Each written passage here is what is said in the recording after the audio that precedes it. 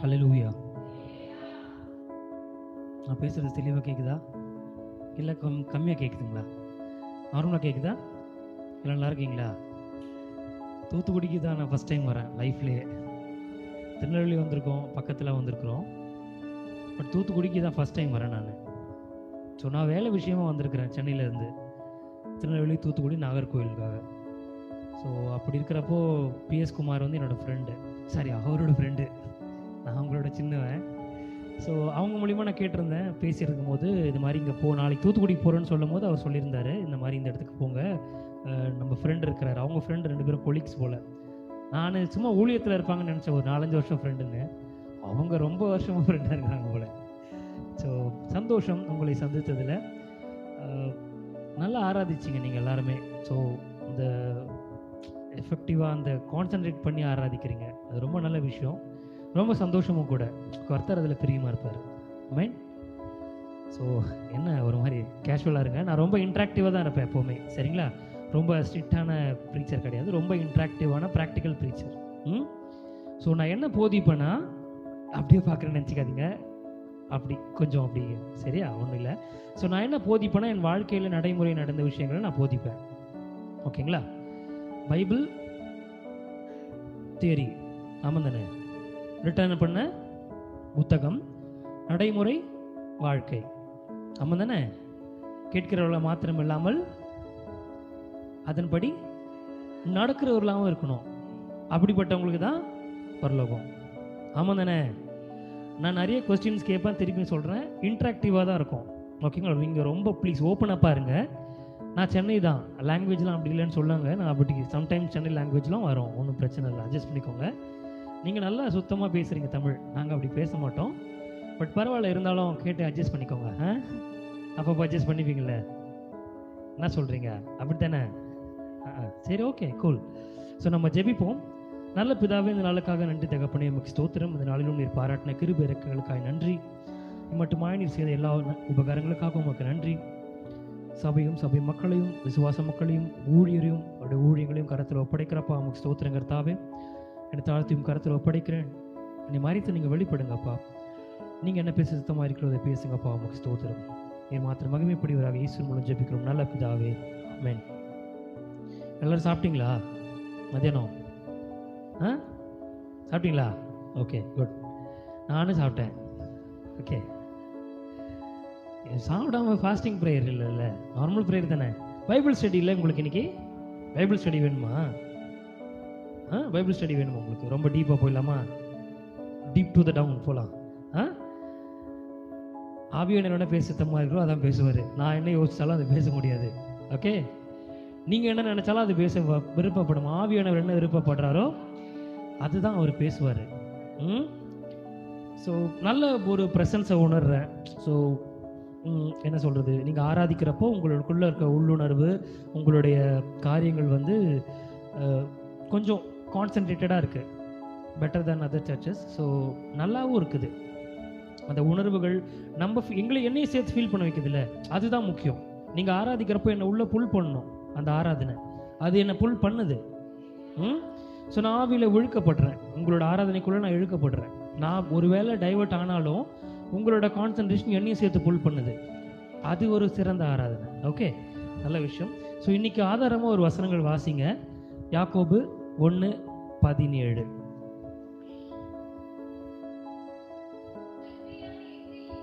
நன்மையான எந்த ஈவும் பூரணமான எந்த வரமும் பரத்திலிருந்து உண்டாகி ஜோதிகளின் பிதாவினிடத்திலிருந்து இறங்கி வருது. யாதொரு மாறுதலும் யாதொரு வேற்றுமையினரும். இன்னைக்கு நான் ஆக்சுவலி 8:30க்கு முடிச்சிடுறேன்னு சொல்லியிருக்கேன் ஐயாக்கிட்ட. 30 மினிட்ஸ், மிஞ்சி போனால் ஒரு 35-40 மினிட்ஸ் எடுத்துப்பேன். கொஞ்சம் சீரியஸாக கேளுங்க, கொஞ்சம் டிஃப்ரெண்ட்டாக இருக்கும், ஓகேவா? நான் திருப்பி சொல்கிறேன், வாழ்க்கை அனுபவம், என்னோட வாழ்க்கை யாருக்கும் தெரியுமா? தெரியாதுல்ல. நான் வாழ்க்கையில் என்ன அனுபவிச்சனோ அதை பேசுவேன், ஓகே? நீங்கள் பைபிள் எல்லாம் தெரிஞ்சிருக்கோம், இந்த வசனத்தை படிச்சிருப்பீங்களா? எல்லாருமே படிச்சிருக்கீங்களா? நன்மையான எந்த தெய்வம் பூரணமான எந்த வரமும் பரத்திலிருந்து உண்டாகி ஜோதிகளின் பிதாவினிடத்திலிருந்து இறங்கி வருது. ஓகே, நல்லது. ஸோ இன்னைக்கு என்னதான் அந்த விஷயங்கள்ன்றதை பற்றி பார்க்க போகிறோம். ஓகே, சரிங்களா? தலையாட்டுங்க. நல்லது. என்ன தூங்க தொல்லை பண்ணுறேன்னா நினைக்காதீங்க. Okay, okay.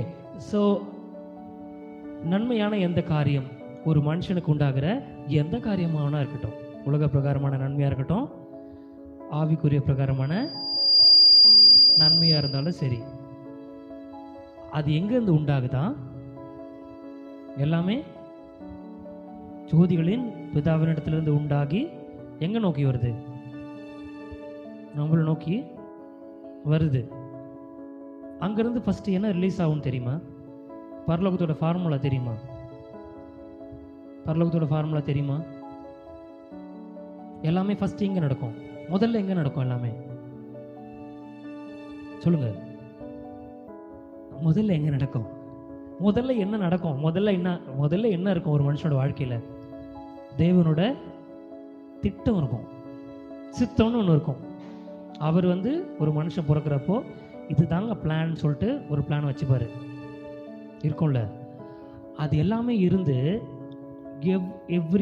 எல்லா சூழ்நிலைகளிலும் எல்லா காலகட்டத்திலும் அதுக்கு தகுந்ததான பலனும் உங்கள் வாழ்க்கை முறைக்கு ஒத்து இருந்ததுன்னா அங்கேருந்து உருவாகிற நன்மையை நம்ம பெறுவோம். அதுக்கு நம்ம பாத்திரமா இருந்தா. பைபிள் ஸ்டடி தான், ஸ்பெஷல் மீட்டிங்கில் பைபிள் ஸ்டடி மாதிரியே கவனிங்க. நன்மையான எந்த காரியமும் அங்கே உண்டாகி கீழே வரப்போ, இன்னொரு மாற்றி சொல்லட்டுமா, ஆவிக்குரிய உலகத்தில் ஃபஸ்ட்டு நடக்கும். ஸ்பிரிச்சுவல் வேர்ல்டு இருக்குல்ல, அதில் ஃபஸ்ட்டு எல்லா விஷயமும் அங்கே நடந்ததுக்கு அப்புறமா தான் மாம்சத்துக்கு வரும். புரிஞ்சுதா? புரியுது இல்லை நான் பேசுறது? என்னன்னா, எந்த காரியமும் திட்டம் தீர்மானங்களாக இருக்கட்டும், தேவனோட சித்தமாக இருக்கட்டும், நன்மையாகட்டும் தீமையாகட்டும், எல்லாமே அங்கே நிர்ணயம் பண்ணப்பட்டு தான் நம்ம வாழ்க்கையில் நடக்கும். சில நன்மையான விஷயங்கள் ஆவிக்குரிய வாழ்க்கையில் நம்ம முன்னாடியே பெற்றுடும். ஓகே, ஆனால் நம்ம மாம்சத்தில் அதை ரிசீவ் பண்ணுறதுக்கு சம்டைம்ஸ் எடுக்கும். தீர்க்க தரிசனமாக சொல்லிடுவாங்க, தம்பி இந்த மாதிரின்னு. ஓகே, ஆனால் அது நடக்கிறதுக்கு எத்தனை நாள் ஆகும்? ரொம்ப நாள் ஆகுது. ஏன் அந்த சைக்கிள் நடக்குதுன்னு தெரியுமா? அந்த நாள் வரணும். புரிஞ்சுதுங்களா? அந்த நாள் வரணும். அதுக்கு முக்கியமான பக்கத்தில் ஒருத்தர் நிற்பாங்க. யார்? நம்ம நிற்போம். நம்ம அதை ரிசீவ் பண்ண கெப்பாசிட்டி இருக்கணும். ஒரு சின்ன பிள்ளைகிட்ட பெரிய பைக் வாங்கி தரோம், இல்லை காரை வாங்கி கொடுத்தோம், என்ன பண்ணும்? அது ஓட்ட தெரியாது. புரியுதா? உலக பிரகாரமான மனுஷனுக்கு தெரியும் இந்த டைமில் 18 வயசானதான் லைசன்ஸ் எடுக்கணும்னு. அதே மாதிரி பரலோகத்துக்கும் தெரியும், தகப்பனுக்கும் தெரியும் எந்த டைமில் எதை பிளஸ் பண்ணணும், என்னத்தை கொடுக்கணுன்றது அங்கே உண்டாகி நம்மக்கிட்ட வருது. ஓகேவா? இது எல்லாருக்கும் தெரிஞ்ச விஷயம்தான். ஆமாம் தானே? இதெல்லாம் தெரியும்ப்பா. தெரியும் இல்லைங்கய்யா? தெரிஞ்சிச்சா? ஓகே.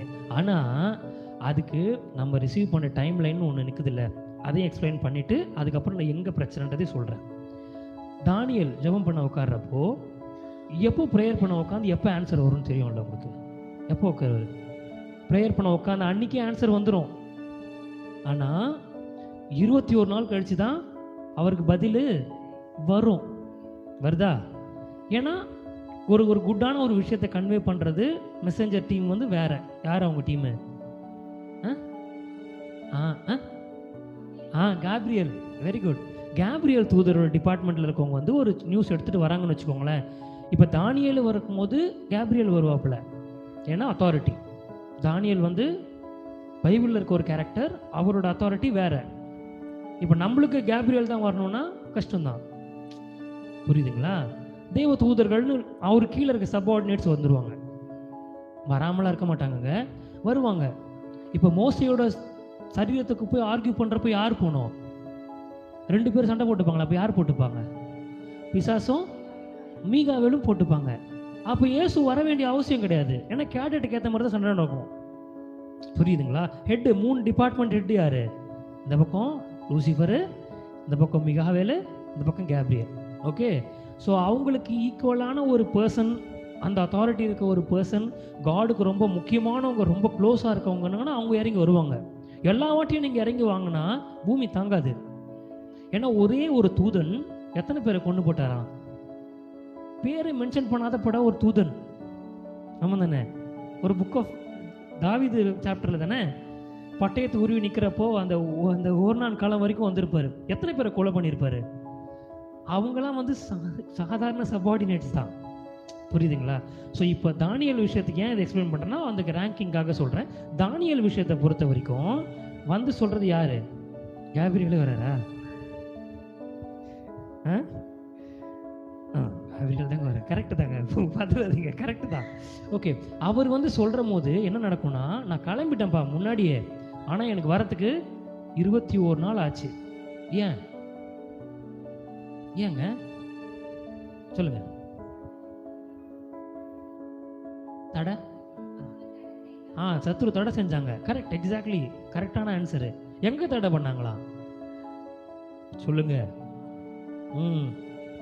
அந்த பூமியில் நமக்கு போராட்டம் இல்லை. நம்ம போராட்டம் எங்க? பொல்லாத சேனைகளோடும் துரைத்தனங்களோடும் அதிகாரங்களோடும் நமக்கு போராட்டம் உண்டு. அப்போ என்ன விஷயம் அங்கே ரிசீவ் ஆகிச்சு, காட் டிசைட் பண்ணிட்டு உங்களுக்கு கொடுக்கணும்னு தீர்மானம் பண்ணாலுமே கொடுக்க கூடாதுன்னு ஒருத்தன் நிற்பான், ரொம்ப ஸ்ட்ராங்காக நிற்பான். தானியேல் 3 வாட்டி ப்ரேயர் பண்ணுவார். கறி சாப்பிடாம இருந்து பேர் வாங்கின மனுஷன் காடுக்காக தன் லைஃப்பை சாக்ரிஃபைஸ் பண்ண வரைக்கும் 21 நாள். நம்ம நிலைமை ஆனால் அப்படி இல்லைங்க. கிருபை நம்மளை தாங்குது. தேவாலய திரைச்சுடை மேல் தொடங்கி கீழ் மட்டும் கிழிந்தது இருக்கா? இயேசு கிறிஸ்துவோட ரத்தம் நமக்கு முன்னாடி வந்து நின்று எல்லாத்தையும் ரிசீவ் பண்ண. தானியேலுக்கு இயேசு கிறிஸ்து இல்லை, ஆனால் நமக்கு யார் இருக்காங்க? பலியாக்கப்பட்ட இயேசு கிறிஸ்து இருக்கிறாரு. தானியேல் இயேசு பிதாவை பார்க்கறது கஷ்டம், ஆனால் நம்ம எப்படி பார்த்துடுறோம்? இயேசுவின் மூலமா பிதாவை பார்க்குறோம். என்னை கண்டவன் பார்க்குறோமா? இவ்வளோ நேரம் நல்லா போயின்னுக்குதுல்ல, இனிமேல் நல்லா போகாது மெசேஜ். பார்க்குறோமா இயேசுவை? இயேசு எல்லாரும் பார்க்குறோமா? இயேசுவை எங்கே பார்க்குறோம்? வெளியே அந்த 3வது தெருவில் இருக்கிறாங்க பாருங்க, அவங்க வீட்டில் இருக்கிறாருங்க. இருக்காங்களே. நீங்களே தேவனுடைய ஆலயமா இருக்கிறீர்கள். ஓகே, சொல்லுங்க அந்த வசனத்தை. தேவனுடைய ஆவியானவர் உங்களிலே தங்கி இருக்கிறாப்புல, நமக்குள்ள வாசமா இருக்கிறாரு. ஓகே, ஸோ இதெல்லாம் வச்சிடுங்க, டிவிஷன் அது கிடையாது, நம்ம அதுக்குள்ள போல. ஆனாலுமே நம்ம பண்ண வேண்டிய வேலை என்ன? போராட்டம் ஒன்று நடக்கும். நமக்கும் வானமண்டலங்களில் பொல்லாத சேனைகளுக்கும் துரைத்தனங்களுக்கும் அதிகாரம் அத்தாரிட்டிஸ்க்கும் எல்லாத்துக்குமே நம்மளுக்கும் போராட்டம் இருக்குது. இப்போ வானமண்டலங்களில் பொல்லாத சேனை அங்கே நிற்கிறானா, அவனை போய் அடிக்கிறது ஈஸி. அடிக்க முடியுமா? இங்கே நிற்கிறான்னு வச்சுக்கோங்க, கண்ணுக்கு தெரியுது, அவனை அடிக்க முடியுமா? அவனை அடிக்க முடியும், கதவு தாப்பால் போட முடியும், உள்ளே வராமல் பண்ண முடியும். ஆனால் அவன் கண்ணுக்கே தெரிய மாட்டான். அவனை அடிக்கிறதுக்கு என்ன வழி? ஜெபம். 1ஆம் கிளாஸ் ஜெபம் கிடையாது. 1ஆம் கிளாஸ் ஜெபம் கிடையாது. எப்படிப்பட்ட ஜெபங்கள் தேவைப்படும்? உபவாசம். உபவாசம் ஈஸி இல்லை? ஈஸி இல்லைல்ல? உபவாசம் எல்லாரும் இருந்திருக்கீங்களா? ஓகே, உபவாசம் பண்ணுற ப்ராசஸ் தெரியும்ல உங்கள் எல்லாருக்குமே என்ன நடக்கணும். அப்போது இது ரிலேட்டடாக இருக்கிறதுனால அதையும் நான் எக்ஸ்பிளைன் பண்ண விரும்புகிறேன். உபவாசம் பண்ணுறப்போ ஆவியும் மாம்சமும் ஒன்றுக்கு ஒன்று போராடும். அப்போ நம்ம மாம்சத்துக்கு சோறு போடாமல் இருந்தோம்னா மாம்சமான கீழே போகும், அப்போ ஆவி வந்து மேலே போகும். அப்போது நீங்கள் ப்ரேயர் பண்ணிங்கன்னா யார் கேட்பான்னா அவர் கேட்பார். ஏன்னா தேவன் ஆவியாக இருக்கிறார். அவரை தொழுது கொள்கிற யாவரும் ஆவியோடும் உண்மையோடும் தொழுது கொள்ள வேண்டும். நீங்கள் எப்போல்லாம் உங்கள் சரீரத்தை மேலே தூக்குறீங்களோ உங்கள் ஆவிக்குரிய மனுஷன் கீழே போவான். அதுக்கு ட்ரெஸ்ஸிங் நல்லா பண்ணி மேக்கப் நிறைய போட்டு ஷோ ஆஃப் பண்ணோம்னா ஆவிக்குரிய மனுஷன் கூனி குறுகுவான். இது வந்து நிறைய இன்டர்லிங்க்ஸ் இருக்குதுங்க. நான் ரொம்ப பேசிக்காக தான் பேசுகிறேன், ஆனால் கனெக்ஷனில் தான் பேசுகிறேன். ஒருவன் ஜலத்தினாலும் ஆவியினாலும் பிறவாவிட்டால் தேவனோட ராஜ்யத்தில் பிரவேசி. ஜலத்தினால எல்லாம் பிறந்துட்டோம், தூக்கிட்டாங்களா? ஆனால் ஆவிக்குரிய மனுஷன் பிறந்துருவான். நீங்கள் ஞானஸ்தானம் எடுத்த உடனே உங்கள் ஆவிக்குரிய மனுஷன் பிறந்துருவான். அவனை வளர்க்குறது யார் கடமை? நம்ம கடமை. ஃபாஸ்டிங் வந்து ஒரு எக்யூப்மெண்ட்டு, ஃபாஸ்டிங் வந்து ஒரு கருவி, நம்ம பண்ணுற ஜெபத்தை கேட்கறதுக்கு ஆவியானவர். நம்ம ப்ரேயரை பரலோகம் கேட்கறதுக்கு ஒரு கருவி. நீங்கள் போய் சண்டை போடும் போது ஆவிக்குரிய வாழ்க்கையில் ஆவிக்குரிய மனுஷன் ஸ்ட்ராங்காக இருந்தானா உங்களோட கான்ஃபிடன்ஸ் லெவல் பயங்கரமாக இருக்கும். மாம்சக்குரிய மனுஷன் கான்ஃபிடன்ஸ் ரொம்ப ஜாஸ்தியாக இருந்ததுன்னா அவன் ப்ரேயருக்கே போக மாட்டான். புரிஞ்சுதுங்களா? ஸோ ஆவிக்குரிய மனுஷனை பில்ட் பண்ணுறதுக்கு ஃபாஸ்டிங் இருக்குது. நிறைய விஷயங்கள் பண்ணி அந்த ஆவிக்குரிய மனுஷனை வளர்த்து விடலாம். அப்போ ப்ரேயர் பண்ணும்போது ஈஸியாக இருக்கும் பேட்டில். ஆனால் அது எல்லாம் ஒரு பக்கம் இருக்கட்டும். இப்போ இன்னொரு வசனம் வாசிங்க, ஏசாயா 59:2.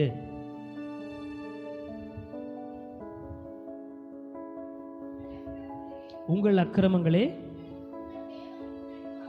உங்களுக்கும் உங்கள் தேவனுக்கும் நடுவாக பிரிவினை உண்டாக்குகிறது.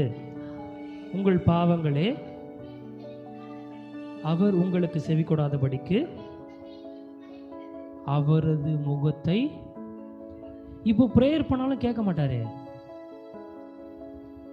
புரிஞ்சுதுங்களா? உங்களுக்கு புரியுதுல? டாபிக்ல தானே இருக்கீங்க எல்லாரும், புரியுதுங்களையா? இப்போ ப்ரேயர் பண்ணாலும் நீங்கள் என்னதான் பேட்டில் பண்ணாலும் உங்களுக்கு தெரிஞ்சிச்சு பிரச்சனை எங்கே வருது, என்ன ரிசீவ் பண்ண போகிறோம். சில பேர் கனவுலாம் பார்ப்பீங்களே? கனவு வருமா?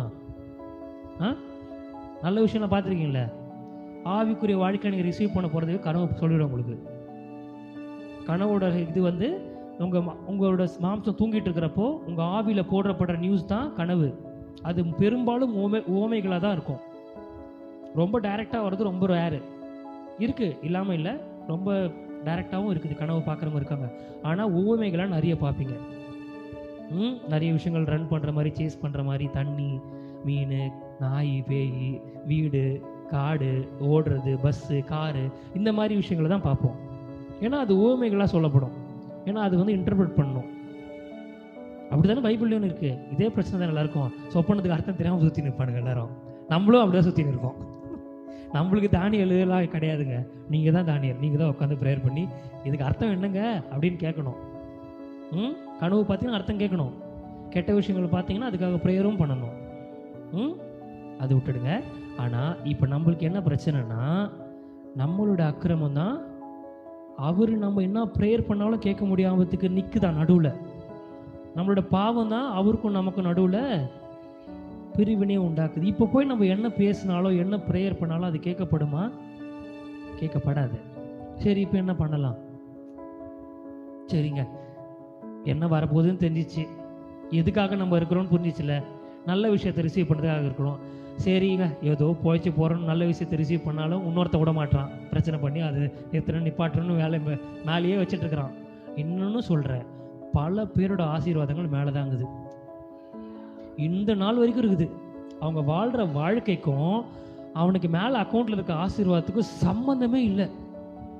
இவன் இன்றைக்குமே ஒரு சாதாரண வாழ்க்கை வாழ்ந்துட்டுருக்கிறான். ஆனால் பர்பஸ்ஃபுல்லி சில பேரை வச்சுருக்காரு. அந்த டிவிஷன் நான் போகல. நம்ம ஆளுக்கு என்ன நடக்குதுன்னே தெரியாமல் சாதாரண வாழ்க்கை வாழ்ந்து 90 வயசு வரைக்கும் செத்தே போயிடுறாரு. ஆசீர்வாதங்கள் அப்படி அப்படியே இருக்குது. ஆனால் இன்னொரு இன்டர்பிரட்டர் இருக்குது. அவன் அதை எடுத்துகிட்டு போய் டெவில் கிங்டமில் இருக்கிற எல்லாருக்கும் கொடுக்குறான். அவன் தெரியுமா? அதுவும் நடக்குது. நம்ம ஆசீர்வாதத்துக்கு யார் பொறுப்பு? நம்ம தான் பொறுப்பு. இப்போ நம்ம என்ன பண்ண போகிறோம்? அடுத்த ஸ்டெப்பும் சொல்லிட்டேன். ப்ரேயர் பண்ணால் கேட்கவும் மாட்டார்ல. அப்படியா? ப்ரேயர் பண்ண கேட்குறது இல்லைல்ல? ரொம்ப டிலே பண்ணுறீங்க. நீங்கள் கம்ப்ளைண்ட் பண்ணுங்க அவர்கிட்ட. உங்ககிட்ட ரொம்ப தொல்லையாக போச்சு, ஒரே தொல்லையாகுது உங்ககிட்ட. ப்ரேயர் பண்ணால் கேட்குறது இல்லை, கஷ்டப்பட்டு இருக்கிறேன். என்ன நீங்கள் அப்படிலாம் பேசியிருக்கீங்களா? இப்படி இவ்வளோ பர்சனலாக பேசியிருக்கீங்களா? பேசணும். It's a relationship. மற்றவங்களுக்கு ரிலீஜியன், உங்களுக்கு யார் அவர்? அவ்வளோ க்ளோஸாக நீங்கள் பார்த்தீங்கன்னா தான் உங்களுக்கு புரியும், கிறிஸ்டியானிட்டியை அண்டர்ஸ்டாண்ட் பண்ணிக்க முடியும்.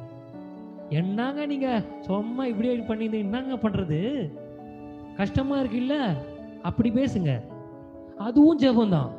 அதையும் கேட்குறதுக்கு கர்த்தர் செவிகளை திறந்து வச்சுருப்பாராம். போய் ரூம்குள்ளே உட்காந்து தான் பேசணும்னு இல்லை. இப்படி நீங்கள் நடக்க நடக்க நடக்க ஆவிக்குரிய வாழ்க்கை அனுபவமாக ஆகும். ஓகே, முடிஞ்சு அது எல்லாமே வந்துருச்சு. இப்போ நம்ம என்ன பண்ண போகிறோம்னா, நம்மளுக்கான ஒரு விஷயத்தை காடுகிட்ட போய் எப்படி சரி பண்ண போகிறோம். 1 யோவான் 1:7 நினைக்கிறேன். இயேசு கிறிஸ்துவின் ரத்தம் சகல பாவங்களும் நீக்கி நம்ம சுத்திகத்தானே அந்த வசனம் வாசிங்க. ம் ம் ம் அது ரிலேட்டடாக தான் வாசிச்சிங்க. அதனால தான் நான் சரி ஓகேன்ட்டேன். உங்களை எதுவும் ஒளியை நடந்தால் ம் ம் இப்போ இந்த வசனம் எல்லாரும் படிச்சிருப்பீங்க. இதையும் எத்தனை பேர் இப்படி சொல்லி கிளைம் பண்ணியிருக்கீங்க? ஏசப்பா உங்கள் ரத்தத்தால் என்னை கழுவுங்கன்னு லாஸ்ட்டாக எப்போ கேட்டீங்க? ஒவ்வொரு நாளும் லாஸ்ட்டாக எப்போ கேட்டீங்க? ஒவ்வொரு நாளும் கேட்கணுமா? அடுத்த அங்கே தான் வருவேன். லாஸ்ட்டாக எப்போ கேட்டோம்? என்னை மன்னிச்சிடுங்க, உங்கள் ரத்தத்தால் என்னை கழுவுங்கன்னு எப்போ கேட்டோம்? நேற்று நைட்டா? நேற்று ராத்திரி கேட்டிருக்கணும். ஏன்னா ராத்திரி பட்டுன்னு போயிடும் சம்டைம்ஸு. போது இல்லை கேரண்டீடாக யாருமே இருக்காங்க இல்லையே. ஈவன் யங்ஸ்டராக இருக்கட்டும், வயசானவங்களாக இருக்கட்டும். ஒருவேளை போயிட்டுன்னா என்ன பண்ணுவீங்க? அதே பாவத்தோடு போய் நிற்பீங்க. அட்லீஸ்ட் ரெக்கார்ட்லையாவது நீ சாரி கேட்டேன்னு இருந்தால் பிரச்சனையே கிடையாது. ஒரு குட்டி கதை சொல்கிறேன், ரொம்ப முக்கியமான கதை. ஒரு ஊழியக்கார் ஒரு இடத்துல ஆஃபீஸ் வச்சுருக்க ஒரு மலை மேலே, இந்த மலை மேலே அவரோட வீடு இருந்துதான். ஓகே, அவர் என்ன பண்ணிட்டார், ஒரு ஃபைல் எடுக்க மறந்துட்டு ராத்திரி நேரத்தில் இந்த மலையிலேருந்து அந்த மலைக்கு இறங்கி போனாராம். இறங்கி போகிறப்போ ரொம்ப லைட் ஆகிட்டதுனால டார்ச் எடுத்துகிட்டு போகும்போது ஒரு சின்ன பையன் உட்காந்து எழுதிட்டு இருந்தானோ. என்னடா தம்பி நீங்கள் உட்காந்து எழுதுறேன்னு கேட்டப்போ அவன் சொன்னானா, அவன் கம்முன்னு திருப்பி ஒன்றுமே சொல்லாமல் எழுத ஆரம்பிச்சிட்டானா. அவள் திருப்பி கேட்டான், வழி தவறி வந்துட்டியா, உன்னை கூட்டு போய் விடணுமான்னு கேட்டதுக்கு, நான் மட்டும் தான் தெரியுறேன்னு கேட்டேன்னா, ஆமாம் நீ மட்டும் தான் தெரியுறேண்ணா, அந்த பக்கம் பாருங்க அப்படின்னா. அந்த பக்கம் பார்த்து இன்னொருத்தன் உட்காந்து எழுதிட்டு இருக்கானா. சரி, இவருக்கு ஒன்றும் புரியல. அந்த ராத்திரியில் 2 பேரும் பார்த்துட்டு போட்டு ஓடி வந்துட்டார் வீட்டுக்கு. வீட்டில் போய் ப்ரேயர் பண்ணும்போது, ஏசப்பா யார் ஏசப்பா இந்த 2 பேரும் என்னத்தை எழுதிட்டு இருக்கானுன்னு ரிமூவ் பண்ணாராம். இப்போ இவன் உன்னோட நல்ல தூதன், உன் கூட இருக்கிற குட் எல்லாத்தையும் எழுதுவான். நீ இந்த பக்கம் வச்சிருக்க பார்த்தியா இன்னொருத்தர் இருக்கான்ல, அவன் நீ செய்கிற தப்பு எல்லாத்தையும் எழுதுவான். அவன் என்ன பண்ணுவான், நீ டெய்லியுமே அந்த ரிப்போர்ட்ஸ் நம்ம செய்கிற நன்மை தீமையில் எங்கே சப்மிட் ஆகிட்டு இருக்கோம் அங்கே ரெக்கார்ட் ஆகிட்டே இருக்குது. ஆகுது இல்லை, ஆகலைன்னு சொல்ல முடியாது, ஆகுது. அப்போது அன்றைக்கி ராத்திரி போயிட்டு ஒருத்தன் ஏசப்பா என்னை மன்னிச்சிருங்கன்னு சொன்னால், அந்த எழுதி வச்சுருக்கான் பார்த்தீங்கன்னா பேடாக ஒருத்தன் நீங்கள் பண்ண தப்பு எல்லாத்தையும், அதை அந்த பேப்பர் ஃபுல்லாத்தையும் அழிக்கிறதுக்கு இவர் ஹெல்ப் பண்ணுறாரு. யார்? Through Christ. ஊழியக்காரர் இல்லைங்க, இயேசுவோட ரத்தம் அவன் பேப்பரில் இருக்கிறது எல்லாத்தையும் அழிச்சிருந்தான். இந்த சத்தியத்தை சொல்கிறதுக்காக தான் இதை நான் உனக்கு காட்டினேன்னு சொன்னாரான். புரிஞ்சுதுங்களா? ஸோ ஒவ்வொரு நாளும் நீங்கள் பண்ணுற ஒவ்வொரு தப்பையும் எழுதுவாங்க. நான் தப்பே பண்ணலன்னு இன்னைக்கு சொல்லலாம். நீங்கள் தீய நோக்கம் பாவமாம் தெரியுமா? நீங்கள் உள்ளே போய் டெப்த்தாக சின் பண்ண வேண்டிய அவசியமே இல்லை. தீய நோக்கம் இருக்குல்ல, யோசிக்கிறீங்க பாருங்க. அவன் நல்லா இருக்கக்கூடாது, அவனுக்கு அந்த வேலை கிடைக்க கூடாதுன்னு யோசிச்சாலே முடிச்சிட்டாங்க. அங்கேயே போய் பண்ணாதான் இல்லை, பார்த்தாலே முடிஞ்சிச்சு. புதிய ஏற்பாடு யாரு தலைவர்? புதிய ஏற்பாடு. இன்னொன்று சொல்லட்டுமா, பிறனை அவமதிக்கிறவன் கூட பாவம் செய்யறான் சச்சி அப்படின்னு முடிஞ்சிச்சு. டோனு முகஸ்துதி மாறுச்சுனாலே முடிஞ்சிச்சு. இதெல்லாம் நீங்க எப்ப கத்துப்பீங்க? ஒரு நாள் வரும், ஆவியான கூட நடக்கிற ஒரு நாள் வரும். சீனாலே அவரு கஷ்டப்படுவாருங்க. ஆவியானவர் ரொம்ப சென்சிட்டிவ், ரொம்ப சென்சிட்டிவ். ஆவியானவர் என்ன வேணா பண்ணிடலாம், எந்த மனுஷனை வேணா ஃபோன் கால் பண்ணி டார்ச் ஆஃப் பண்ணி என்ன வேணா பேசி ஏமாத்திடலாம். ஆனால் ஆவியானவர் போய் சாரி கேட்காத வரைக்கும் உங்ககிட்ட பேச மாட்டார். உண்மையாக சொல்கிறேன், ஒரு சின்ன பாவத்தை கூட அவர் கண்ணு பார்க்காதுங்க. தேற்றரவாளன் ஏன் அவரை பற்றி நீங்கள் பேசக்கூடாதுன்னா, அவ்வளோ சென்சிட்டிவான மனுஷன். அவ்வளோ உங்களுக்காக பிதா கிட்ட பறிஞ்சு பேசுறதுக்கு எல்லா விஷயத்தையும் வாக்கு கடங்கா பெருமூச்சுகளோட நிற்கிறதுனால தான் அவரை குறித்து தான் ஒரே ஒரு தப்பான வார்த்தையும் அவர் ஏற்றுக்க மாட்டார். மன்னிக்கப்படாதுன்னு பைபிளில் சொல்லப்பட்ட ஒரே ஒரு இடம் அவரு தான். புரியுதுங்களா? அதனால நான் என்ன சொல்கிறேன்னா, சின்ன பாவமாக இருந்தாலும் சரி, குட்டி பாவம் 0.5 ml பாவமாக இருந்தாலும் சரி, பாவம் தான். ஒவ்வொரு நாளும் மன்னிப்பு கேட்க என்ன ஆகும்னா, அடுத்த நாள் நீங்கள் எழுந்துக்கிறப்போ என்னைய விடி வந்துப்பீங்க. புதுசாக எழுந்துப்பீங்க. ஆனால் பெரிய சந்தேகம் என்னென்னா, நேற்று நான் சாரி கேட்டதை மன்னிச்சாரா இல்லையான்றது பெரிய கொஸ்டின் மார்க்கு மொத்த கிறிஸ்துவ சமுதாயத்துக்குமே. ஒரு இடத்துல நம்மளோட பாவத்தை கடலோட ஆழத்தில் போட்டிருப்பாராம். ஒரு இன்சிடெண்ட் வந்து நான் வந்து ஒரு இடத்துல படித்தேன், ரொம்ப நல்லா இருந்தது. ஒருத்தன் போயிட்டு, ஏசப்பா நான் வந்து அவனுக்கு உறுத்திட்டு இருந்த விஷயம், அதே நான் எக்ஸ்பிளைன் பண்ணுறேங்க. 2 விஷயம் இருக்குது, 2 நம்மளை உறுத்தோம். ஒன்று ஆவியானவரோட உணர்த்துதல், தப்பு பண்ணிட்டோம் அதை சரி பண்ணுன்னு ஆவியானவர் உணர்த்துவார். நீ தப்பு பண்ணிட்ட காட் கிட்ட போவாதுன்னு டெவில் பேசுவான், கில்ட்டி கான்ஷியஸ். நீங்கள் தப்பு பண்ணிட்டீங்கன்னா கர்த்தர்கிட்ட வாழ விடாமல் இருக்கிறதுக்கு அவன் எல்லா வேலையும் பண்ணுவான், நீ பண்ணாத போகாத. இதனால தான் நிறைய பேர் வந்து சர்ச்சுக்கு வர்றதில்லை. பேக் ஆகிறதுக்கான காரணம் அவங்களுக்குள்ள குத்தப்படும். ஆனால் அவங்க அப்பா எப்படி நம்ம வெயிட் பண்ணுவார், உலக பிரகாரமான அப்பாவை காட்டிலும் இந்த அப்பா எப்படி வெயிட் பண்ணுவார்னா அங்கேயே வெயிட் பண்ணுவார். கெட்ட குமாரன் எல்லாத்தையும் பண்ணிடுவான், அவன் பண்ணாத ஒரு விஷயமும் இல்லை, ஆனாலும் வாசலில் நிற்பார். ஏன்னா அவர் கண்ணு பார்த்துக்கினே இருக்கும், இவன் எப்பனா ஒரு நாள் திரும்பி வரானான்னு வெயிட் பண்ணிட்டே இருப்பார். உலக பிரகாரமான மனுஷனை காட்டிலும் 1000 மடங்கு உங்களுக்காக உங்கள் தகப்பன் கரிசனையோட வாசலில் நின்றுட்டு இருப்பார். விளங்குதுங்களா? ஸோ அதனால நீங்கள் என்ன பண்ணாலும் சரி, திருப்பி அந்த பண்ணாமல் இருக்கிறதுக்கு தான் உங்களை உள்ள வந்து மன்னிப்பு கேட்டு ஒப்புரவாக சொல்கிறேன். பண்ணாத நாளைக்கு பண்ணணும் அந்த எக்ஸ்கியூஸ் கொடுத்து உங்களுக்கு கேப் கிரியேட் பண்ணானா, எவ்வளோக்கு எவ்வளோ கேப் கிரியேட் பண்ணணும் அவ்வளோக்குள்ள நீங்கள் அந்த பக்கம் அட்டாச் ஆவீங்க, பாவத்து பக்கம். எவ்வளோக்கு எவ்வளோ நீங்கள், அதாவது உங்கள் சரீரம் நீங்கள் சொல்கிறத கேட்கும், போய் ப்ரேயர் பண்ணால் பண்ணோம், உட்காருனா உட்காரும், இந்த ரூம்குள்ளேருந்து வெளியே போகக்கூடாது, கதவு முன்னே மூடி உட்காந்திங்கன்னா உட்காரும். ஆனால் உங்களால் எதை கண்ட்ரோல் பண்ண முடியும், இதை கண்ட்ரோல் பண்ண முடியாது. நீங்கள் இங்கே தான் இருப்பீங்க, ஆனால் உங்கள் தாட்ஸ் சென்னையை தாண்டி இருக்கும். ஆமாம், அந்த நடக்குது இல்லை, இது ப்ராக்டிக்கல் தானேங்க. ஆனால் அதையும் பிடிச்சி உட்காருங்க உட்காருங்கன்னு சொல்லணும். அப்படி உட்காந்து பண்ண போகிற மன்னிப்பு கேட்டிங்கன்னா உங்களுக்கு அதுக்கும் இன்னொரு டிவிஷன் இருக்குது, மனம் வருந்தி கேட்கணும். மன்னிச்சிருங்க நாளைக்கு வந்து அப்படி போகக்கூடாது, நான் தெரியாமல் பண்ணிட்டேன், தப்பு தான், அதை நீங்கள் உணரணும். யார் உணர்ந்தா? அந்த மாதிரி 2 பேர் ப்ரேயர் பண்ண போன ஒருத்தன் உணர்வான். நான் அவனுக்கு வந்து மேலே பார்க்க கூட பக்கம் இருக்க, பாவம் அழுவான் வெளியே நின்றுக்கிட்டே. முன்னொருத்த வந்து நம்பாள், காட் நான் தெரியும்ல, நான் இது இப்படி தான். தங்களுக்குள்ள ஒரு செல்ஃப் ஜஸ்டிஃபிகேஷன் வச்சுருப்பாங்க, செல்ஃப் ப்ரைடும் இருக்கும் அவங்களுக்குள்ள. அவங்கள கண்டிப்பாக பார்க்கவே மாட்டாருங்க. இப்பயே சொல்லிடுறேன், நீங்கள் உங்களோட நீதியை வச்சுக்கிட்டு இந்த நீதியை பாருங்கன்னா கண்டிப்பாக பார்க்கவே மாட்டார், உண்மையாக சொல்கிறேன். ஆனால் நீங்கள் தாழ்த்தி உங்களை நீங்கள் கடவுளுக்கு முன்பாக நான் பண்ணது தப்பு தான், அது எனக்கே வலிக்குது, ஏன்னா ஒவ்வொரு பாவத்துக்கும் ஒரு கான்சிக்வன்சஸ் இருக்கும், தப்பு தான் சொல்லி போனீங்கன்னா உண்மையாலே அது டெய்லியும் கேட்க முடியும்னு டெய்லியும் கேட்கணும். கேட்டாவது வச்சுடுங்க, அட்லீஸ்ட் ரெக்கார்டில் இருக்கும், கேட்டிருக்கான்னு சொல்லியாவது இருக்கும்ல, புரியுது இல்லை? ஞாபக புஸ்தகம் எல்லா புக்கும் இருக்கும், எல்லாமே புக்கு தான். நம்ம தான் இன்னைக்கு அட்வான்ஸாக போயிட்டோம், சிசிடிவிலாம். அவர் மனுஷன் இன்னும் அப்படி தான் இருக்காரு, புக்கு தான், எறா புக்கை திறக்கிற புக்கை, பேர் இருக்குதா உள்ளே போ, இல்லையா போயிட்டே இரு. ஆன்லைனில் வந்து உங்கள் ஸ்லாட்லாம் கன்ஃபர்மேஷனே ஆகாது, புக்கு தான். மனுஷன் அன்றைக்கும் புக்கு தான், 3000 உலகம் முடிய போது அப்பயும் புக்கில் எழுதியிருக்காரு. என்னங்க நீங்கள் எங்களை இவ்வளோ அட்வான்ஸ் ஆக்கிட்டு நீங்கள் இன்னும் புக்கே எழுதினீங்க? பரவாயில்ல, புக்கில் இருந்தால் போதும்ல. மன்னிப்பு கேட்டு ஒப்புரவாயிட்டா முடிஞ்சுது. உங்கள் தகப்பன், திருப்பியும் சொல்கிறேன், திருப்பியும் உங்களுக்கு சொல்கிறேன், நான் பாவத்தை குறித்து திருப்பி என்கரேஜ் பண்ணுறேன்னு தயவு செஞ்சு நினைக்காதீங்க. நீங்கள் மன்னிப்பு கேட்டு கிட்ட வரதான் பாவம் உங்களை விட்டு போகும்.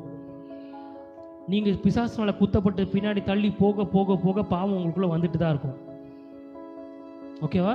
என்ன ஆனாலும் சரி, நீங்கள் அன்றைக்கி ராத்திரி அந்த வாரம் என்ன நடந்தாலும் கடவுள்கிட்ட வரதுக்கான எல்லா சந்தர்ப்பத்தையும் கொடுத்துருங்க, மிச்சத்தை அவர் பார்த்துப்பாரு. ஏன்னா இதுலேயும் ஒரு அர்த்தம் இருக்குது, அந்த கெட்ட குமாரன் வீட்டுக்கிட்ட வந்தால் தான் இவர் வருவார். இவர் தேடிலாம் போயிட மாட்டாருங்க. அவனுக்கு ஒரு அறிவு வரணும், எங்கள் அப்பா கிட்ட போனால் அட்லீஸ்ட்டு வேலைக்காரனோட கேவலமாவது இருந்து சோட தின்னுக்கிறன்ற அறிவு வந்தால் தான் அவன் வீட்டுக்கிட்டேயாவது வருவான். அவன் அங்கேயே இருந்துட்டு இவர் தேடி போகல, ஆனால் இவர் வாசலில் நிற்கிற அவர் கடமையை அவர் 100% பக்காவாக செய்வாருங்க. புரிஞ்சுதுங்களா? என்ன நடந்தாலும் சரி, அன்றைக்கி ராத்திரி போயிட்டு என்னை மன்னிச்சிடுங்கப்பா, தெரியாமல் பண்ணிட்டேன். என்ன கேட்பாங்க, தெரியாமல் பண்ண பாவத்துக்கு தானே மன்னிப்பு இருக்குது. ஆமாம் தானே? அப்படி தானே சொல்லுவாங்க நம்மளுக்கு. சரி, நான் ஒன்றே ஒன்று உங்களுக்கு கேட்குறேன். அடுத்த வாரம் ஒரு தப்பு பண்ண போறீங்க, யாரா வேணா இருக்கட்டும், புதுசாக உலகத்துல இல்லை பாவத்தை நீ பண்ணிடுவ? தெரிஞ்ச பாவம் தானே பண்ண போற. ஏன் உன் மாம்ச பலவீனம் அது. நீ கிட்ட வர வரதான் பாவத்தை ஜெயிக்க முடியும்ன்ற ஒரு ஆணித்தரமான உண்மையை உணர்ந்துக்கோங்க.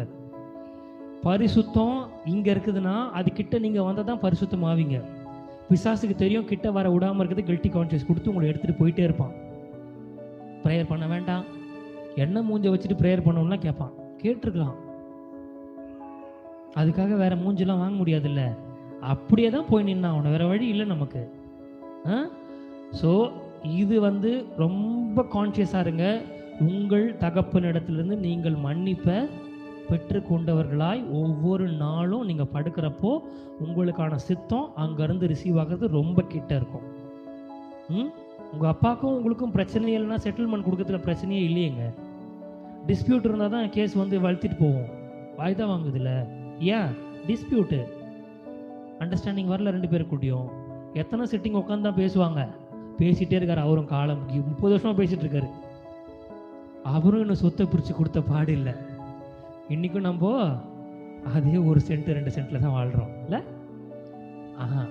இன்றைக்கும் சொல்கிறேன், உங்கள் அப்பா நீங்கள் நினைக்கிறத விட ரொம்ப சாஃப்ட்டு. நீங்கள் நினைக்கிறத காட்டிலும் உங்கள் தகப்பன் உங்கள் மேலே கன்சர்னாக இருக்கிறாரு. ஸோ டிஸ்பியூட்லாம் கிளியர் பண்ணிட்டீங்கன்னா ரொம்ப ஃபாஸ்ட்டாக அங்கேருந்து அவரோட திட்டம் தீர்மானம் வாழ்க்கையில் நடக்கும்.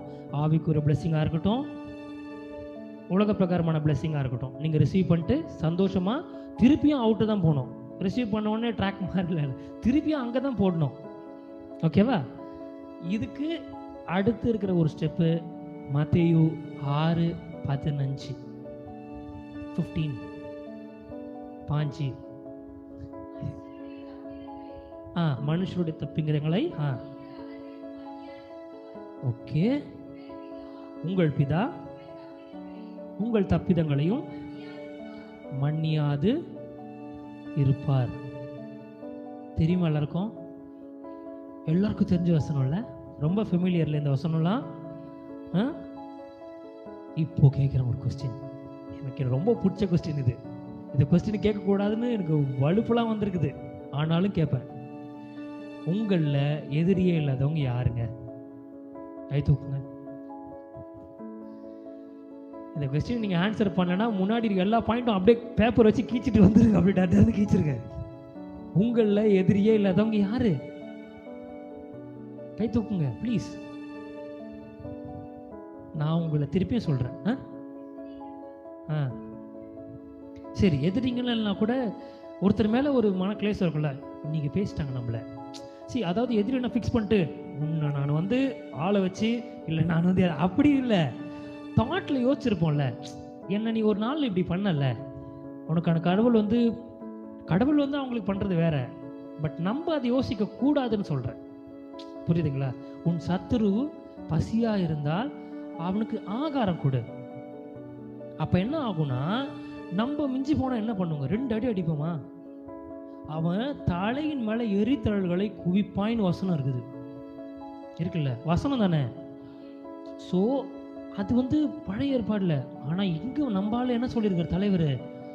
உன் சத்துருக்குல ஸ்நேகிப்பா, உன் வஸ்திரத்தை எடுத்துக்கல, 2த்தையும் சேர்த்து கொடுத்தான்பு. அப்போ ஒன்றுமே இருக்காது, பரவாயில்லடா நான் பார்த்துக்கிறேன். ஒருத்தவங்க கூட 1 மைல் வரப்போனா 2 மைல் போ, எனக்கு காலெல்லாம் வலிக்குமே, வலிக்கட்டும். ஒரு கணத்தில் அரைஞ்சா கூட பரவாயில்ல, அடிக்க வரைக்கும் வச்சிட்டாருங்க, பரவாயில்லடா வாங்கடா அடின்றாரு. புதுசா இருக்குல்ல? புதுசா இருக்குல்ல? அப்ப இந்த வசனம் புதுசு தானே? மத்தேயு 6:15 புதுசு தானே? புதுசு தானே? உங்களுக்குள்ள இருக்க டிஸ்பியூட் நீங்க மன்னிக்க மாட்டீங்களா? முன்னாடி நாள் போயிட்டு உட்காந்து அவுட் ஆஃப் டிஸ்பியூட்னா எப்படி மன்னிப்பாரு? தன் கண்ட சகோதரன் இடத்துல அன்பு கூறாதவன் காணாத சகோதரனா? காணாத யாரு? துபாயில இருக்காங்களா? துபாயில, அமெரிக்கா, கனடால இருக்காங்களோ? காணாத தேவன் இடத்துல எப்படி அன்பு கூறுவாங்க? அன்பு இல்லாதவன் தேவனை யாருன்னே தெரியாது, சும்மா பேசலாம், கிறிஸ்தவனா இருக்கலாம், பொட்டு இல்லாம இருக்கலாம், சிலுவை போட்டுக்கலாம். உன் மனசுல அன்பு இல்லைன்னா உன் சகோதரனையோ சொந்த பந்தத்தையோ இனஜனத்தையும் நேசிக்க முடியாம நீ கிறிஸ்துவுக்குள்ள வந்து பேசுகிற அந்நிய பாஷைகள் அந்நிய பாஷையா மட்டும்தான் இருக்கும். ஃப்ரூட் வெளியே வராது. ஃப்ரூட் என்னது? என்னது ஆவிக்குரிய கனிகள்? அன்பு, சந்தோஷம், சாந்தம், இச்சையடக்கம், சாந்தம், நற்குணம் எல்லாம் இருக்கு. விசுவாசம். இது எல்லாம் எப்போ வெளியே வரும்னா ஆவிக்குரிய மனுஷன் வளர்ந்தாதான் ஃப்ரூட் கொடுப்பான். புரியுதா? அபிஷேகம் வந்தாதான் அப்பதான் அந்த ஃப்ரூட் வெளியே வரும். இன்னைக்கு நம்ம என்ன பண்ணிட்டோம்னா அபிஷேகத்தை வந்து ஸ்பீக்கிங் இன் டங்ஸ் சூப்பர், பிரச்சனையே இல்லை. ஆனால் ஸ்பீக்கிங் இன் டங்ஸ் மட்டும்தான் இருக்குது, மற்ற எந்த வாழ்க்கையில் ஒன்றுமே இல்லாமல் போயிடுச்சு. அபிஷேகத்தை லிமிட் பண்ணிட்டோம் நம்ம. இல்லை, அபிஷேகம் அது இல்லை. உன் அபிஷேகம் மற்றவங்கள பிரச்சனைக்குரிய இடத்துல போய் தள்ளணும். அவன் பார்த்து இந்த இந்த இந்த பர்சன் வந்து வித்தியாசமாக நடந்துக்கிறாங்கல்ல, இவ்வளோ நாளாக இப்படி இல்லை. இந்த அபிஷேகம் போய் வாலண்டியராக வந்து நான் அவனுக்கு எவ்வளோ பிரச்சனை பண்ணாலும் வந்து தன்னை தாழ்த்தி இயேசுவோட அந்த காரியத்தை இவன் மூலிமா நான் பார்க்குறேன்னு சொல்லணும். புரியுதுங்களா? சபைக்குள்ள மாத்திரம் அபிஷேகம் பத்தாது, வெளியே இருக்கணும். அப்போ என்ன ஆகும்? உங்க சொந்தக்காரனை, உங்க தன் சகோதரனை மன்னிச்சிருவீங்க. ஓகேவா? நீங்க அவங்கள மன்னிக்காத வரைக்கும் நமக்கு மன்னிப்புன்றது கொஸ்டின் மார்க் தான். அது தனியாக வச்சுக்கோங்க, அதை மைண்டில் எப்பவுமே எடுக்காதீங்க. நமக்கும் மற்றவங்களுக்கும் ஒரு பிரச்சனை இருக்கிற வரைக்கும் நமக்கும் காடுக்கும் பிரச்சனை இருந்துனே இருக்கும். ஓகேவா? சரிங்க, போய் காலெல்லாம் விழ முடியாதுங்க, ரொம்ப அசிங்கமாக இருக்கும்ல. காலில் வந்து மன்னிப்பு கேட்கணுமா? மனுஷன் முகத்தை கர்த்தர் எங்க பார்க்குறாரா? இன்னைக்கு ராத்திரி ஏசப்பா நான் எல்லாரையும் மன்னிச்சிடறேன், ஏசப்பா எல்லாரையும் மன்னிச்சிடுறேன். ஓகே, நீங்க எப்படி மன்னிச்சிங்களோ இயேசுவை போல மன்னிச்ச மாதிரி எப்பேற்பட்ட பாவி இருந்தாலும் மன்னிச்சார்ல, அவரு மன்னிச்சார்ல, அந்த மாதிரி நான் மன்னிச்சிடுறேன் ஏசப்பா. நீங்க இருதயத்தை பார்த்துருங்க, கேரண்டியா சொல்லுங்க. வசனம் தானே சொல்லுது, மனுஷன் முகத்தை பார்க்குற இருதயத்தை பார்க்குறீங்க. என் இருதயத்தை பாருங்க. எனக்கும் யாருக்கும் பிரச்சனை இல்லை, ஆனால் ஒரு நாளில் போகுமான்னு கேட்டால் போகாது. கசப்பு வந்து ஒரு 10 கிராம் இருக்குன்னு வச்சுக்கோங்களேன், ரொம்ப கஷ்டமான கசப்பு, வெளியே போனால் போகாது. ஆவியானவர் இருந்தால் போயிடும், ஆவியானவர் இருந்தால் கசப்பே உள்ளே வராது, அது வேற டிவிஷன். ஓகே, பட் நம்ம மாம்சத்தில் இருக்கிறோம், எல்லாத்துக்குமே there is எக்ஸ்கியூஸ். ஏன்னா திருப்பியும் சொல்கிறேன், பூமியிலே பாவமே செய்யாத நன்மையை மாத்திரம் செய்யத்தக்க ஒரு மனுஷனும் இல்லை. அதனால நாங்கள் பாவம் செய்யலாமான்னு கேட்டிங்கன்னா அதுவும் கூடாது. நான் எழுதலைங்க, இதெல்லாம் பவுல் எழுதிக்கிறாரு. பாவம் செஞ்சா கிருபை பெருகுன்றதுனால பாவம் செஞ்சுட்டே இருப்பேடா. அந்த கிருபை யூஸ் பண்ணி நீ கிட்ட வந்துட்டனா அந்த பாவத்தை மேற்கொள்றதுக்கான வழிகள் வரும். புரிஞ்சுதுங்களா? பைபிள் ஸ்டடி நல்லா இருக்கா? புரிஞ்சுதா? இப்போ நீங்கள் என்ன பண்ணணும்னா, உங்கள் எல்லார்கிட்டையும் இருக்கிற மன்னிப்பு நீங்கள் வந்து உங்கள் கையில் இருக்கிற ஒரு விஷயத்தை நீங்கள் கொடுத்துட்டீங்கன்னா ரொம்ப ஈஸி. யாருக்கு? அவர் உங்களுக்கு கொடுக்கறது ரொம்ப ஈஸி ஆகிடும்ல, ஆகிடுமா இல்லையா? இப்போது எல்லாருக்கும் இருக்க கசப்பை எடுத்து வெளியே எடுங்க, அப்படியே பிடிச்சி எடுக்கணும். போவே போகாது. மனசோட ஆழத்தில் ஒருத்தர் மேலே வச்சிருக்கிற கசப்பான எண்ணங்கள், பொறாமைகள், என்னை பார்த்தா அப்படி பேசின விஷயங்கள் எல்லாத்தையும் யார்கிட்ட கொடுக்கணும்? அவர்கிட்ட கொடுக்கணும். மன்னிக்கிறது ரொம்ப நல்ல சுபாவம். ஒரு ஆத்துமாக்கு ஒரு மனுஷன் பண்ணிக்கிற ரொம்ப பெரிய விஷயம் என்னது? மன்னிக்கிறது தான். என்னங்க கொடுக்க முடியும் உங்களால்? ஒருத்தனை மன்னிக்கிறதை காட்டிலும் ஒரு பெரிய விஷயம் என்னது? அதுக்கு பின்னாடி ஆவிக்குரிய அர்த்தங்கள் நிறைய இருக்குது. ஸ்தேவான கல் எறிகிறப்போ என்ன சொன்னார்? முட்டி போட்டு என்ன பண்றேன்னு தெரியாம செய்யறாருன்னு சொன்னார்ல.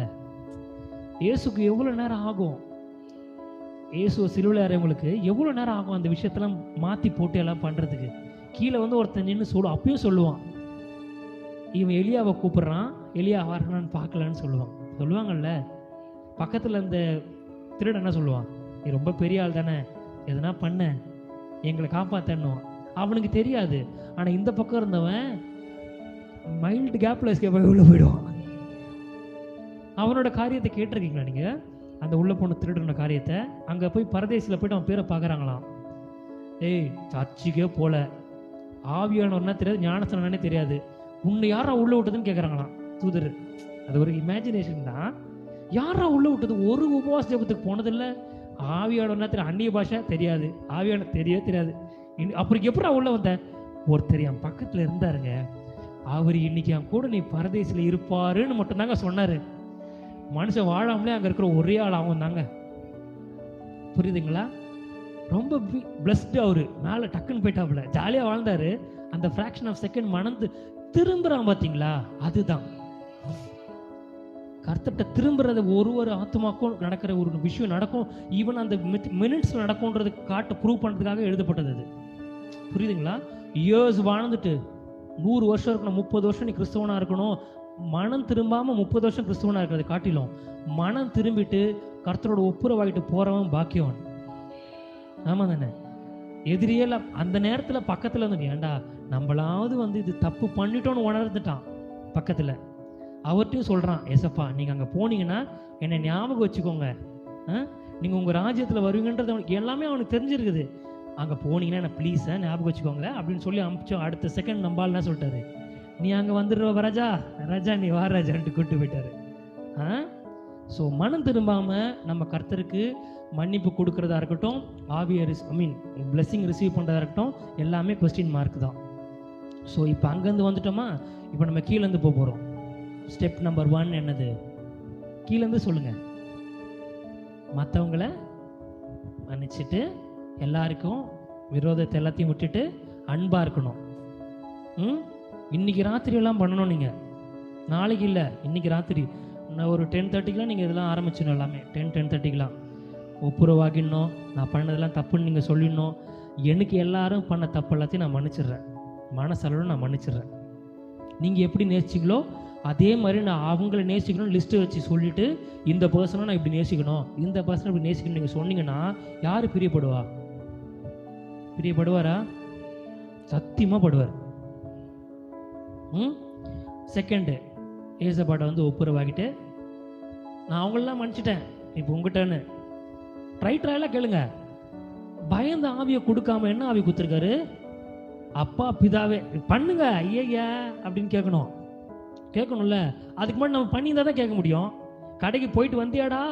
போயிட்டு வந்துட்டேன் பாருங்க பொருளை அப்படி சொல்லணும். நம்மளை கேட்பாரு, ஏய் மன்னிச்சியாடா? அங்கே பாருங்க எவ்வளோ மன்னிப்பு வச்சுக்கிறேன் என்கிட்ட, பசங்களுக்கு குத்ததா எல்லாம் இருக்கலாம். யாரு குத்தப்பா? லிஸ்ட்டு கொடுக்கணும். இவங்களாம் குத்துட்டேன், இப்போ உங்கள் கடமை என்ன மன்னிங்க அப்படின்னீங்கன்னா ரைட் ட்ராவலாக போய் நிற்கணும். திருப்பியும் சொல்கிறேன், இது ரிலீஜியன் கிடையாது, ரிலேஷன்ஷிப்.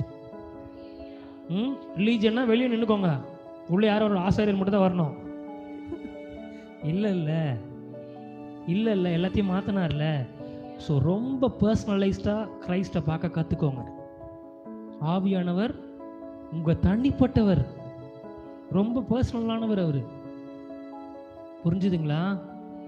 நான் பேசுறதெல்லாம் புரிஞ்சுதாம்மா? உங்களுக்கு தான் நீங்கள் ரொம்ப ஃபோக்கஸ்டாக இருக்கிறீங்க.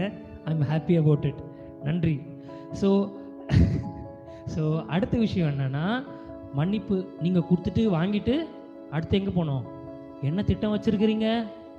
அப்போ கேட்கலாம் இல்லை? அப்போ என்ன ஆயிருக்கும்? நம்மளுக்குள்ள இந்த பாவங்கள் செவுரெலாம் போயிடும்.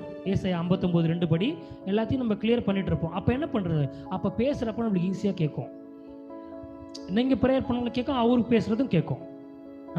அப்போ நீங்கள் வந்து சப்பா எனக்கு வெளிப்படுத்துங்க, நான் என்ன பண்ணணும், என்ன செய்யணும், சித்தமாக இருக்கிறீங்க, உங்கள் லாங்குவேஜ் என்ன செய்யணும் அப்படி கேட்கணும். கேட்டுட்டு அதுக்கான முயற்சிகளை செய்யணும். அப்போ என்ன ஆகும்னா, நீ நன்மை செய்தால் உனக்கு இல்லையே பாவம், அது வேண்டாம். நம்ம தான் அதில் தாண்டிட்டோம்ல, தாண்டணும். இன்னைக்கு ராத்திரி தாண்டுறீங்க. ஓகே, அடுத்த கொஸ்டினும் நானே கேள்வி கேட்டு நானே பதில் சொல்லிக்கிட்டு வா. சரிங்க, இன்னைக்கு ராத்திரி எல்லா விஷயமும் நடந்துருமான்னு கேட்டால், இன்னைக்கு ராத்திரி 100% கிளியர் ஆகிடும்னு கேட்டால், அது உங்கள் திறமை. உங்களுக்கு எவ்வளோ எபிலிட்டி இருக்குதோ, எப்பா நான் 2 ஹவர் உட்காடுறேன்ப்பா, நீங்கள் என்னை மன்னிக்காத வரைக்கும் நான் இங்கேருந்து போக மாட்டேன்னா மனுஷன் அதுக்கும் ரெஸ்பாண்ட் பண்ணுவார். ஓகேவா? அவர் ரூத்லெஸ்லாம் கிடையாதுங்க. அவருக்கு வந்து ரொம்ப சென்சிட்டிவ். இயேசுக்கு ஐஸ் வைக்க முடியுமா? இயேசுக்கு ஐஸ் வைக்க முடியுமா? என்ன இதெல்லாம் வித்தியாசமாக இருக்குல்ல, நான் பேசுறதுலாம் வைக்க முடியுங்க. மனுஷன் அன்புல விழுந்துருவாரு. உண்மையாலே சொல்கிறேன், மனுஷன் அன்பில் விழுந்துருவார். நீங்கள் உண்மையாக நொறுங்குண்டு அந்த இருதயத்தில் போயிட்டு எனக்கு யாருமே இல்லை, உண்மையாலே அப்படி ஆகிறதுக்கு ஒரு சுச்சுவேஷன் தேவை, அப்படி போய் கூப்பிட்டீங்கன்னா அப்போ எங்கே இருப்பார்? உங்கள் பக்கத்தில் நிற்பாரான். நான் சொல்லலை, எல்லாமே இங்கே தானே இருக்குது. நொறுங்குண்ட இருதயத்துக்கு சமீபமாக இருப்பாராம். லேர்ன். இதெல்லாமே கீஸ் தான், குட்டி குட்டி கீஸு. நீங்கள் ஒரு நாளும் இதை போட்டு திறந்துக்கலாம். ஓகேவா? அடுத்து என்ன பண்ணணும்? கேட்டுட்டு நன்மையை வாங்கிட்டு அவரோட ராஜ்யத்துக்காக நின்று ஊழியத்தில் ஆத்துமாக்களை கொண்டு வரணும். பிரச்சனை இருக்கும்போது இன்னொரு ஆத்துமா உள்ளே வராதுங்க. நீங்கள் சாட்சியாக இருந்து உங்களால் ஒரு 10 பேர் யூஸ்னா உண்மையால் தெருவில் இருக்க எல்லா ஆத்துமாவும் உங்களுக்கு தேடி வரும். கனி போனால் தானே ஆத்துமா வரும். இவங்க எல்லாத்தையும் பொறுத்துக்கிறாங்க, சகிச்சுக்கிறாங்க. உண்மையாலே இந்த அம்மா கிறிஸ்துவோடு நடக்கிறாங்கன்னா எல்லா பிரச்சனையும் உங்ககிட்ட தான் விடியும். ஏன்னா உங்ககிட்ட தான் ஆகணும். அவங்கக்கிட்ட இருக்க தூதர் உங்ககிட்ட புஷ் பண்ணின்னு வருவான், அங்கே போன்னு. அப்போ தான் உங்கள் ஊழியங்களாக இருக்கட்டும், நம்மளோட வாழ்க்கையாக இருக்கட்டும், எல்லாமே பலப்படும். ஓகே? அப்போ பூரணமான வரத்தை வாங்கின போது நம்மளோட ஆவிக்குரிய வாழ்க்கையோட பிளெஸிங்ஸ் எப்படி இருக்கும்? மேலே போயிடும். ஓகேவா? நான் பேசின எல்லாமே புரிஞ்சுதான்? டவுட்ஸ் வேத பாடம்ல டவுட் எதுனா இருக்குங்களா உங்களுக்கு? சொல்லுங்கள். டவுட் எதுவாக இருந்தாலும் கேளுங்க. டவுட்டே இல்லையா? வேத பாடங்க. ஏங்க மெசேஜ் மாதிரி ரியாக்ட் பண்ணுறீங்க? தம்பி புரிஞ்சுதா நான் பேசுனதுலாம்? நல்லா இருந்தா? நடைமுறையாக தானே இருந்தது. கலாத்தியர் 5:1 அப்படிலாம் பேச மாட்டேன். ஓகே, ரொம்ப ரியலிஸ்டிக்காக இருந்ததில்ல, புரிஞ்சதில்லை உங்களுக்கு? டவுட் எதுவுமே இல்லையா? டவுட்டே இல்லை. பாஸ் பண்ணிடுவீங்களா நாளைக்கு நைட் எக்ஸாமு? எங்க நீங்கள் என்ன விட்டுருங்க. நீங்கள் நான் பேசிட்டு நான் நைட்டு 10 மணி ட்ரெயின் திருநெல்வேலி போய்ட்டு வருவேன், 11 மணிக்கு போயிடுவேன். ஃப்ரைடே நைட்டு ட்ரெயின் ஏறி சென்னைக்கு போயிடுவேன். பாய். உங்களை பார்ப்பனா மாட்டேன்னா கூட எனக்கு தெரியாது அடுத்த வாட்டி. ஆனால் ஐயாக்காக வருவேன்னு வச்சுக்கோங்க. ஆனால் நீங்கள் போய் ஒரு நாள் ஒப்புரவு ஆகிட்டு காடுக்கு நீங்கள் ஃபேவர் ஆகிட்டீங்கன்னு வச்சுக்கோங்களேன், உன் ஃபேமிலி பிளெஸிங்காக இருக்கும்ப்பா. அதுக்கு நான் கேரண்டி. உன் குடும்பத்தில் இருக்க சமாதானத்தை அவர் கொடுக்கறதுக்கு அவர் கேரண்டி. ஏன்னா நீ சமாதானமாக இருக்கிற, ஒருத்தருக்கும் உனக்கும் பிரச்சனையே கிடையாது. இயேசுக்கும் உனக்கும் பிரச்சனை இல்லை, பிதாவுக்கும் உங்களுக்கு சமாதானமாக இருக்கிறீங்கன்னா சமாதானம் தானே அவங்க வீட்டுக்குள்ளே நிற்க வேண்டியது நியதியாகிடும். இது ரூல் ஆகிடும். புரியுதா? இதை நீங்கள் பண்ணீங்க, இன்னைக்கு ராத்திரிலேருந்தே பண்ணணும், மஸ்ட்டு. ஓகே? அடுத்த வாட்டி கேட்குறப்போ எதிரி இல்லவே இல்லைங்கன்னு சொல்லணும். ஓகேவா? உங்கள் ஊருக்கு வந்தனால ஒரு கேள்வி, இன்னொரு கேள்வி கேட்டு நான் முடிச்சிடுறேன். எனக்கு இன்னும் 5 மினிட்ஸு போகலாம்ல. 5 மினிட்ஸு 8:30 தான் டைம். 8:45 எடுத்துக்கிறேன். ஐயோ 9 வரைக்கும் கொடுத்தாரு, ஆனால் 8:45 முடிச்சிடுறேன். ஆன்லைனில் வர கனெக்டுது. ஓகே, பரவாயில்ல, இருந்தாலும் கேட்கலாமே. தனக்கு மிஞ்சி தான் தான தர்மம் அப்படின்னு அர்த்தம். சொல்லுங்க.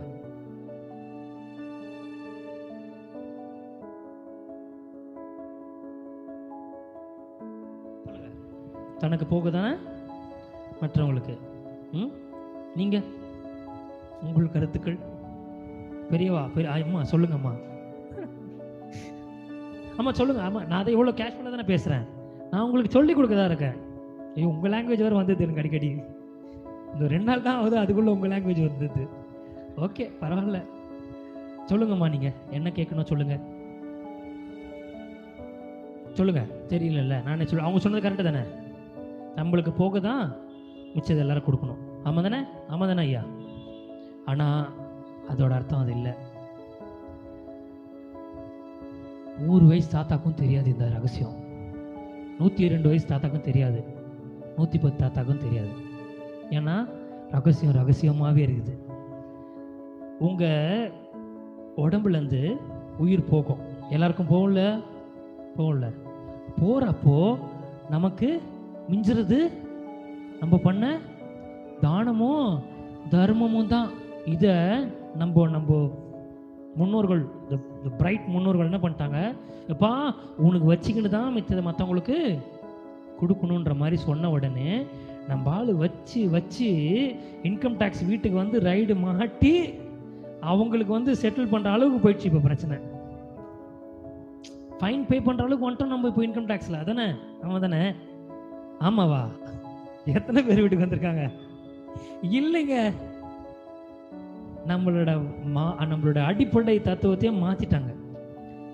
இது இந்த பக்கம். ஆனால் இவர் என்ன சொன்னாப்ல, உங்களுக்கு உண்டானங்களை விற்று தரித்திரத்துக்கு கொத்துட்டு பழமையாய் போகாத திருடன் திருட மாட்டான், பூச்சி அரிக்காது, எவனும் வந்து ஆக்குபை பண்ண மாட்டான், அங்கே வச்சிருப்பான் பொக்கிஷத்தைன்னு சொல்லிட்டார். சரி, ஒருத்தன் அங்கே ரொம்ப பொக்கிஷத்தை வச்சு இது இன்னும் 2 நிமிஷம் இருக்கிறதுனால இந்த டாபிக்குள்ளே போகிறேன். ஆன்லைனில் இருக்கவங்களும் கொஞ்சம் கேட்டுக்கிட்டோம். ஏன்னா இந்த ஆன்லைன் வந்து என்னோடய ஃப்ரெண்ட்ஸ்க்கு நான் ஷேர் பண்ணுவேன். அதனால தான் சில விஷயங்கள் நான் பேசுறது புரியும்னு நினைக்கிறேன். ஏன்னா சில இடத்துல வந்து நான் இப்படி பண்ணுறப்போ டிராஃபிக் டைவர்ட் ஆகுதுல்ல, அதெல்லாம் எனக்கு கன்சர்ன் பண்ணுவாங்க. புரியுதா? ஏன்பா நீ பேசுனது மன்னிப்பு ரிலேஷன்ஷிப் பற்றி பேசினேன், இப்போன்னா அதுக்குள்ளே போகிற, ஆனால் பேசணும். என்ன சொன்னேன் நான்? பொக்கிஷங்களை அங்கே சேர்த்து வச்சுட்டு சொல்கிறாங்களே. ஏன் அங்கே பொக்கிஷம் சேர்த்து வைக்கணுங்க? எதுக்கு பொக்கிஷம்? ஆனால் சும்மாவே அதே சொல்லுங்கிறாரு. கிளைமேக்ஸ் சீன் ஒன்று இருக்கும், பார்த்துருப்பேன்னு நினைக்கிறேன். வெள்ளாடு செம்மறியாடை பிரிக்கிற கிளைமேக்ஸ் சீனு உலகத்தோட முடிவில். அவங்கள வந்து என்ன சொல்லுவார்? நான் பசியாக இருந்தேன், ஆகாரம் கொடுத்தேன். இவங்கள வந்து என்ன சொல்கிறாரு?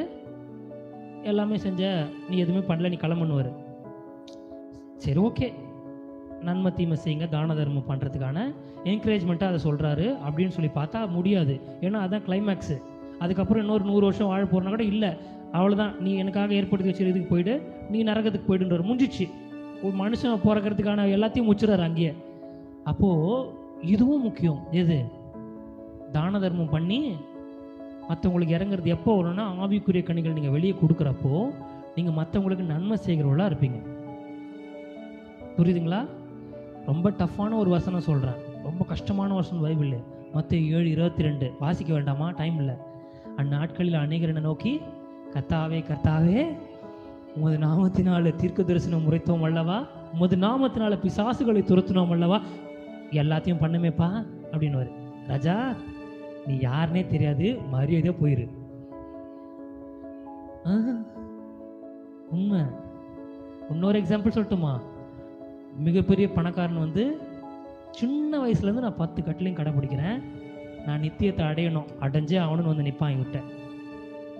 அவன் சொல்லுவான் அதுக்கு இவர் என்ன சொல்லுவார்? ஆனாலும் உன் பேரில் குறை இருக்குதுப்பா, நீ உனக்கு உண்டான எல்லாத்தையும் விற்று தரித்திரத்துக்கு கொடுத்துட்டு என்னை பின்பற்றி வா, நான் அங்கே கூட்டும் போயிடுன்னு சொல்லுவார்.